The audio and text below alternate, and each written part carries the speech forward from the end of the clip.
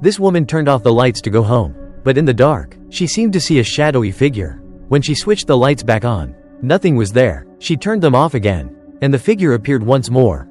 Lights on, it disappears. Off again, it returned. After repeating this 2 or 3 times, she confirmed she wasn't imagining things. Too scared to stay, she went to the office to tell her boss, but he was busy on the phone and paid no attention to her warning. Later, as he passed by the warehouse after work, the boss himself saw a figure standing in the darkness. The light flickered on, and suddenly the figure was 10 meters closer. He bolted immediately, but tripped and fell. As he scrambled up, he noticed a deep scratch across his leg and strange figure was now standing right in front of him. Terrified, he backed away and realized something. Shadow could only exist in darkness. He ran into the office, switched on the lights, and grabbed a stick for protection. But the lights in the warehouse kept going out one by one, until even the office sank into darkness. Moments later, the door creaked open. After his death, his son discovered the same horrifying truth. Every midnight, Martin would hear his mother talking to someone, but whenever he went upstairs, there was no one standing across from her. One night, as he was about to leave, a shadowy figure suddenly stretched out from the darkness. Panicked, Martin dashed into his room, too afraid to sleep, staring wide-eyed until morning.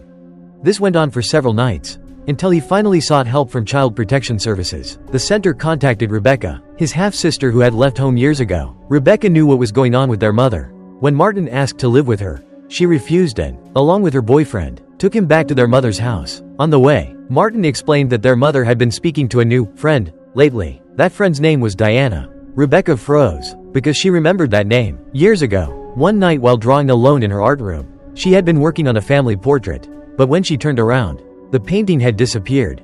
Then, a noise came from the wardrobe. Rebecca slowly approached. The moment she flicked the light switch, the painting dropped to the floor. When she looked closer, her father's image in the portrait had been erased, and next to the family was a new image, labeled Diana. From that night on, Rebecca's father went missing. Fearing Diana's danger, Rebecca finally gave in to Martin's plea and took him to live with her. But this decision also put her in danger too. One midnight, a grotesque shadow crouched at her doorway. The street lamp outside flickered on, and the figure vanished. Awakened by the sound, Rebecca caught sight of it. Terrified, she quietly stepped down from her bed and quickly turned on the light, almost saving her life. Where the shadow had been, she discovered the name, Diana. It felt like the nightmare had returned from years ago. But this time, Rebecca wasn't a child anymore. She refused to keep running. She decided to uncover who Diana really was. The next day, Rebecca and her boyfriend secretly entered her mother's house and found stacks of documents in the study. That's when Rebecca realized Martin's father had also been investigating Diana all along. At that moment, she noticed a photo hanging on the wall.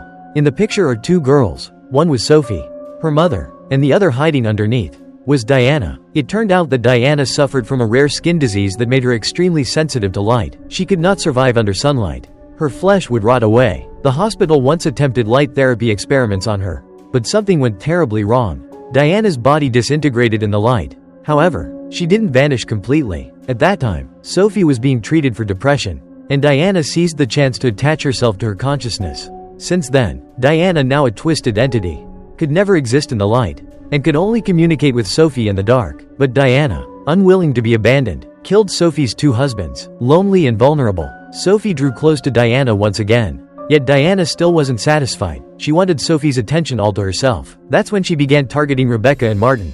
Rebecca explained the truth to Martin, insisting that the only way to break Diana's hold was to help their mother regain her mental strength. As the 2 siblings planned their next step, the doorbell rang. Thinking it was her boyfriend, Rebecca opened the door, only to find no one there. A chill ran down their spines. From the wardrobe came a noise. Rebecca told Martin to stay put, then checked it herself. She opened the door, switched on the light. Nothing was inside. But in that tense moment, Rebecca dragged Martin out from under the bed just in time. Martin finally understood. They had to act fast. Rebecca took Martin and her boyfriend back to their mother's house, hoping for a proper talk. But the moment Diana's name was mentioned, Sophie grew frantic. No matter what Rebecca said, Sophie refused to believe Diana was gone. The argument escalated. Sophie accused her daughter of abandoning her years ago and never returning, leaving Diana as her only companion. Rebecca realized that her mother's loneliness, worsened by her absence, had driven her deeper into Diana's grip. To protect her brother and free her mother, Rebecca decided to stay overnight. When she told Sophie, her mother trembled, hugged her tightly, then seemed to be pulled back into her room by an unseen force. Before leaving, she slipped a note into Rebecca's hand.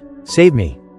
That night, the family prepared for the battle ahead. Before sleeping, They opened every curtain, turned on every light, taped the switches so they couldn't be turned off, lit spare candles, and placed flashlights in familiar spots. Only after all this did Rebecca dare to lie down. But at midnight, every light in the room suddenly went out. Rebecca jolted awake, grabbed her flashlight, and went to check the basement power supply. Martin soon woke as well and, not finding his sister, lit a candle. As he scanned the room, Diana suddenly appeared behind him. Thankfully, he managed to lift the candle in time, forcing Diana to retreat.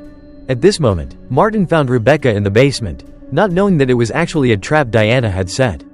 She locked the siblings inside and went after Rebecca's boyfriend. From below, Rebecca shouted for him to run into the light, but he couldn't hear her clearly. Diana struck him, sending him flying. He scrambled to grab his phone, and that faint light saved his life. Wasting no time, he ran out of the house. Just as he was about to escape, Diana appeared again and lifted him high into the air.